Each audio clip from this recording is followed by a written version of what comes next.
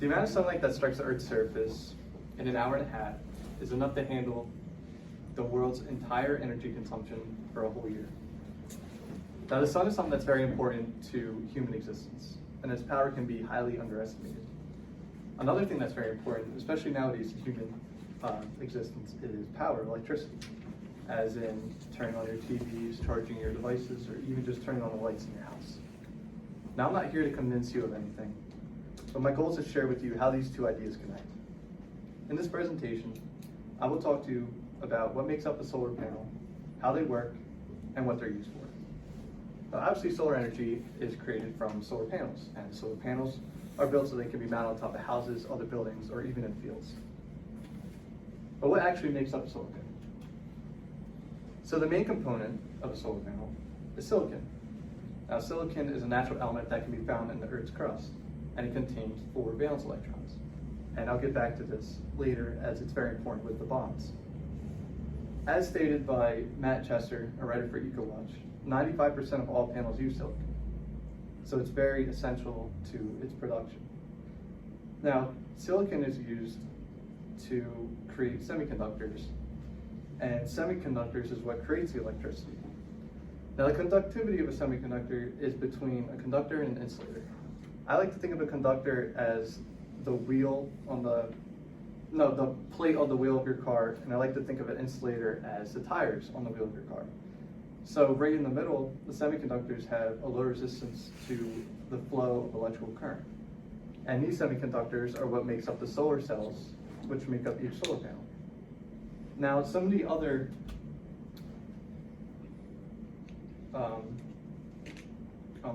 there's 2 types of solar cells, and that's monocrystalline and polycrystalline. Now, the monocrystalline, as said by Kevin last week, is made up of one singular silicon crystal, and the polycrystalline is made up of multiple crystals combined together into one. Now, the polycrystalline is what you see most often because it is both cheaper and easier to make. Now, some of the other materials that go into creating a solar panel includes glass, plastic, metal, and wiring. Now, the glass is the main part of the glass is to protect the cells while still letting some light through. This is because the cells are still sensitive to the sun's photons. Now, this glass is not like the windows in your house, or as you can see right over here in the room, but it's a low iron tempered glass, which is similar to like the windshield of your car. It's 2 to 5 millimeters thick, and it can withstand hail and even a cricket ball, but it will shatter on severe impact. The next part of the panel, metal, is seen both on the outer frame and within the wires that connect the cells.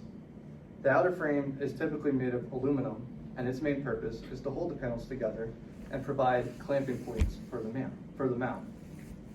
And the wires are typically made of great conductors such as copper or silver, so they can carry the electrons within the panel. And all this is supported by a plastic or polymer frame, which is used to mount on top of houses or in fields or wherever you need them. Now, how do solar panels actually work? Well, they work through this thing called the photovoltaic effect. Now, the photovoltaic effect occurs when photons from the sun's rays hit the silicon within the cells and knocks them loose.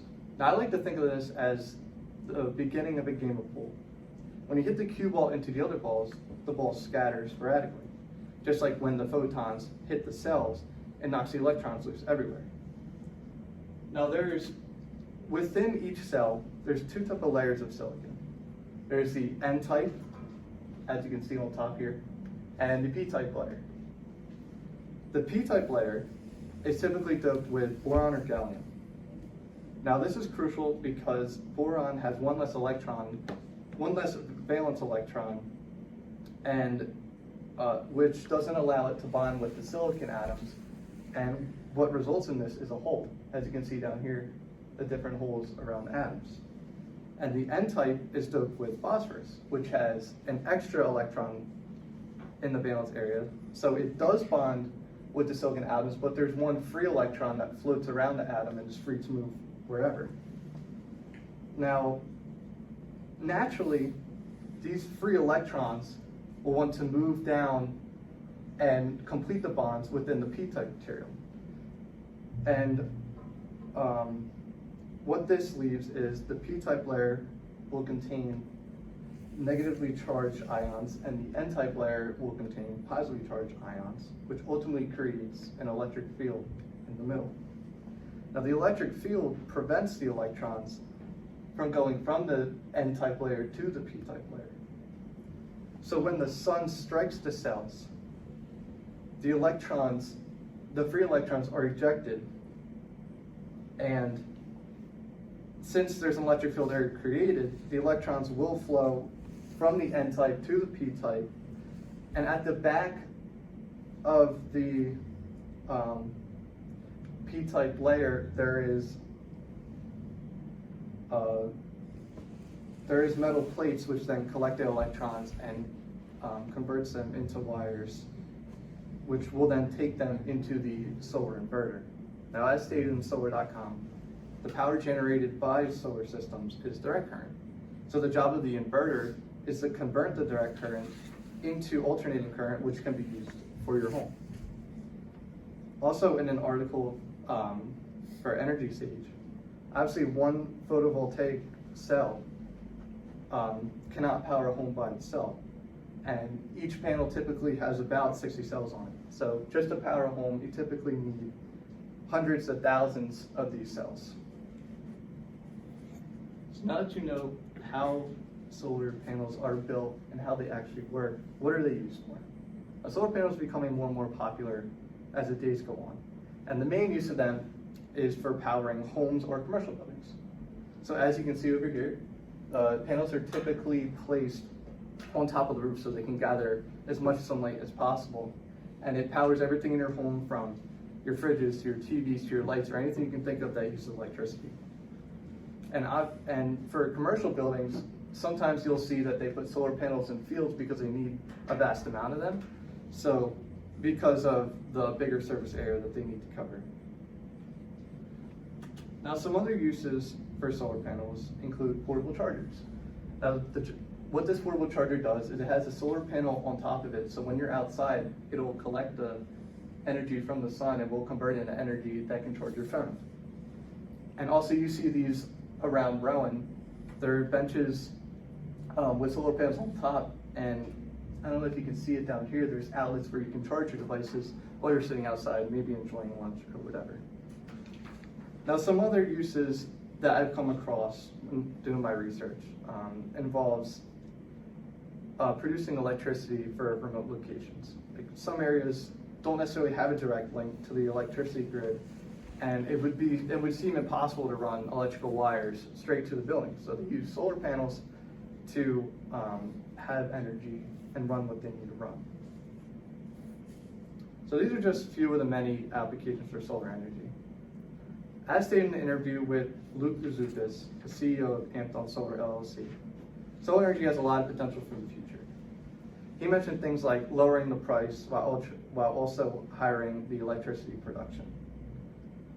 Zoupis also stated that you have to be careful when considering solar for your own home. If you plan on living there for, say, 15 plus years, then it'd be a good option because the long-term effects are beneficial. But if you're one to not stay in the same location for a long time, then it wouldn't be worth it. So in conclusion, thanks to the element silicon and the photovoltaic effect, solar panels are able to be constructed and power things like homes and commercial buildings. Now, solar energy is not for everyone, but is the main source of clean energy used in many places today. Thank you. Those that put the mouse on, just click the mouse on there. Yeah, and then it goes. It's weird.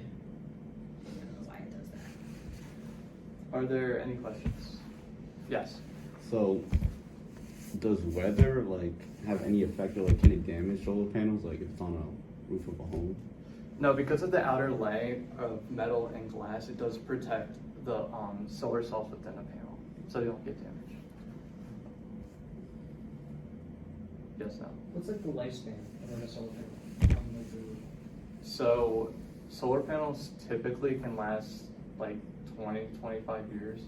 But as in the interview that I talked to Luke about, they are looking to up that. Thank you very much.